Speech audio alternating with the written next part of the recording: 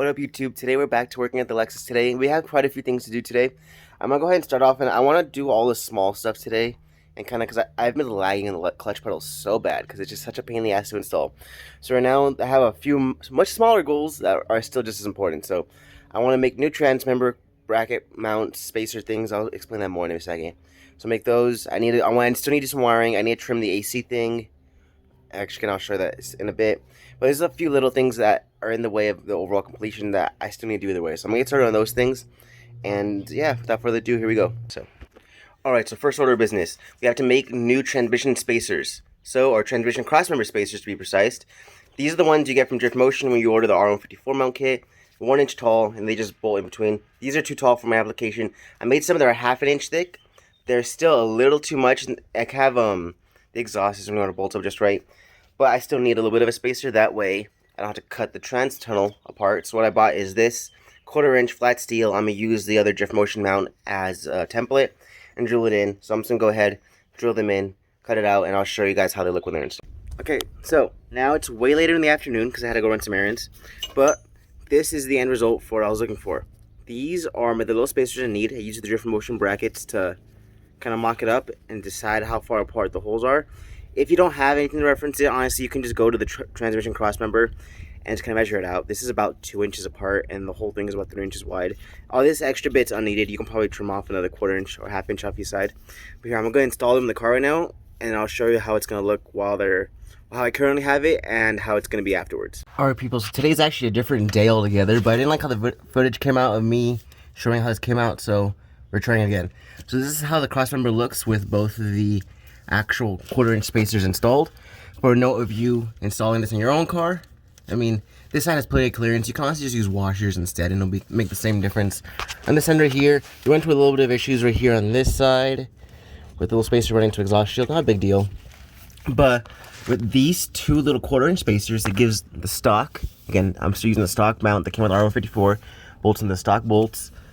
I did trim the top, the trans tunnel a little bit, but I can't really show you guys, but there is about 1/8 of an inch of room still on top of the trans between the actual top of the shifter mount and the top of the trans tunnel.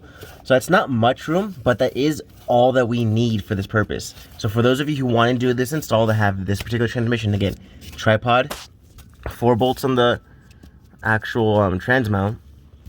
These little 1/4 inch spacers will save you from having to cut up the entirety of the trans tunnel.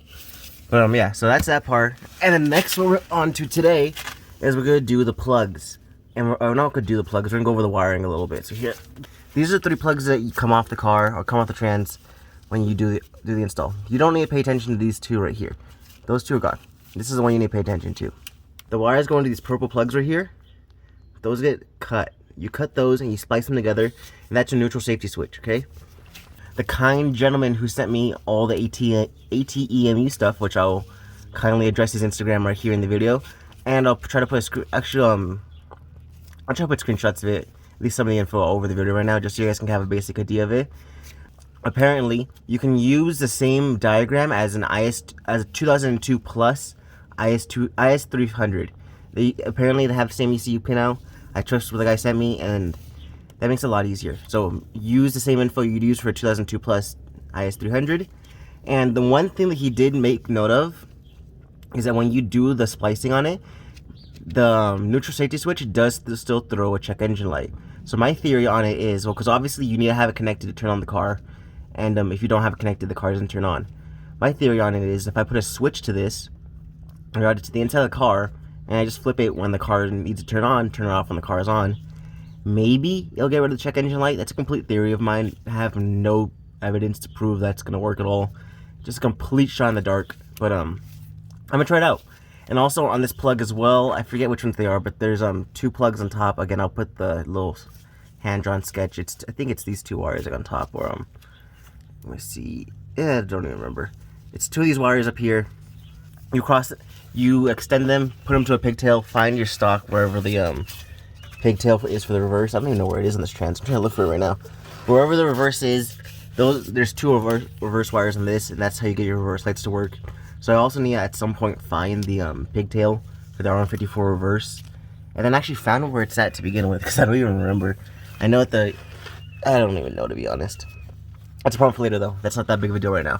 So I'm gonna go ahead and run some wires right now. Split these off. We're gonna find a way to actually tuck them into here also, because I have no idea how I'm gonna run it. Because obviously I don't want them to dangle into the ground. I need to tuck these ones just on the side somewhere. So I figure I'm just gonna zip tie them to somewhere in that area. And this one I need to actually put in an area I can access. That way I can pin it up to the side, and then when I need to eventually steal the pins for the reverse lights. So I'm gonna go ahead and figure out how to zip tie them in wherever they're gonna be. And then I'm gonna extend the wires from the neutral safety switch on this through the top of the trans and through the shifter hole. And then I also need to make a plug for the shifter hole. But as I noticed also, my little boot on the bottom of the shifter isn't installed right. So I'm gonna do that too. But yeah, that's the plan right now.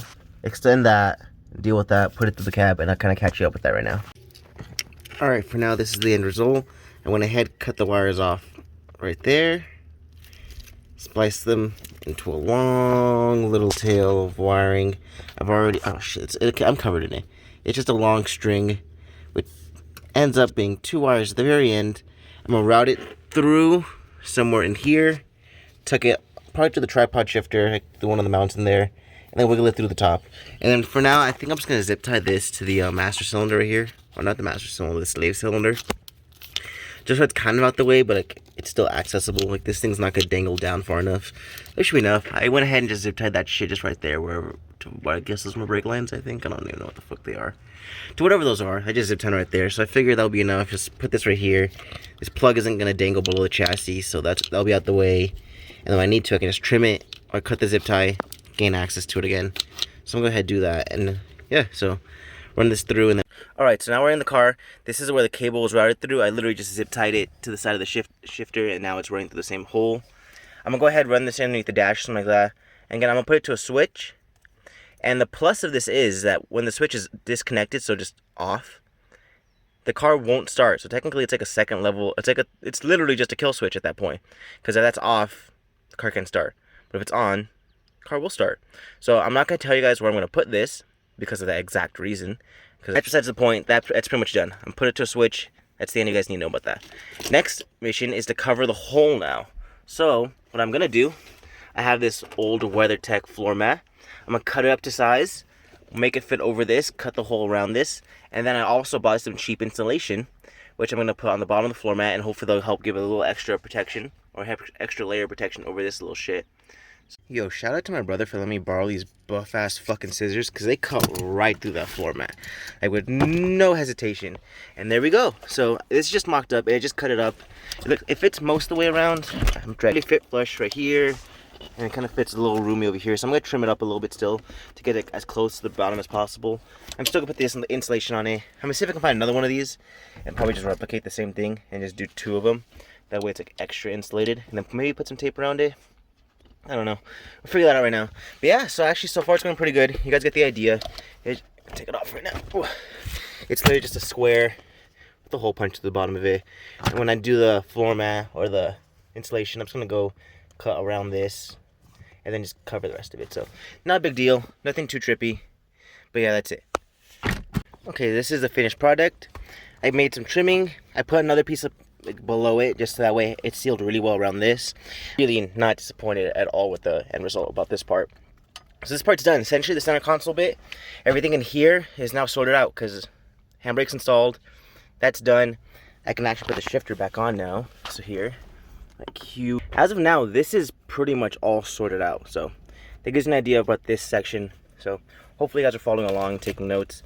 Wire is still back here. All the cables still the center console area is tucked in. But yeah, this actually is going pretty decent. One major my fingers come on the camera. One major thing I still need to do is cut this bitch. This is for the rear AC, and under no circumstances am I gonna sacrifice AC on any project car. So since this thing has AC to all 4 seats, I'm gonna keep AC to all 4 seats. So let me take this bitch off. I don't remember how it goes. But either way, there's a clearance issue right here, so I need to trim a little section of it out right here. So I'm going to use my brother. My brother has a little Dremel because he has all the tools in the world. A little Dremel, and just cut like a little C-notch into it. And then once that's done, use this little strip right here, tape it on, duct tape, go around a few times, and that should hold it, and that's gonna be plenty, to be honest. As long as it's airtight, it's fine. And I mean, this is fucking plastic, so it can't be that hard to fuck with. Alright, so this is rough cut number 1. I just kind of mocked it up. I kind of did some bullshit little marking, so I'm gonna go plug it in right now, and I'm gonna see if it fits. Okay, so this is how it fits. Goes around it pretty decently. However, the issue is, like, so when I'm going through the gears here, so that's 4th, really close. 5th clears with plenty of room. That gives me space to put the insulation and all the crap. But issue is reverse doesn't clear. So I'm gonna trim more in back of it. But other than that, it's actually not that bad for a first cut. So I'm gonna go ahead, probably clean up the little edges of it a little bit. Definitely just kind of just flare it out straight this direction, and then I'll figure out how to put it back together. Alright, so this is the end result. I went ahead and trimmed more. I trimmed more than here. Let me take off the shift knob so you can kind of get an idea of how much I actually cut out. Hold on, actually no. There. You can see how much I cut out right there. I definitely cut out way more than I needed to from the top, but I decided just to kind of level it off. That way it'll be easy to wrap later on. So, sorry, I just ate, so I'm kind of falling out of breath right now. And I ran to the car, which doesn't help, but so here's our 5th. Clearance for days. Reverse. Clearance for days. Okay, so we're good there. So, what I'm going to do now, I'm going to take this shit back off, actually. Which is surprisingly harder than I thought. We're going to use some of the sound deadening. Tuck it up in there, and I'm just going to tape around it. So I'm actually going to save that for another day because I don't have tape on me. And I mean, as long as you guys get the point of what I'm doing. I mean, I don't have any, it's like, I'm trying to look, see if I have any shit just lying around.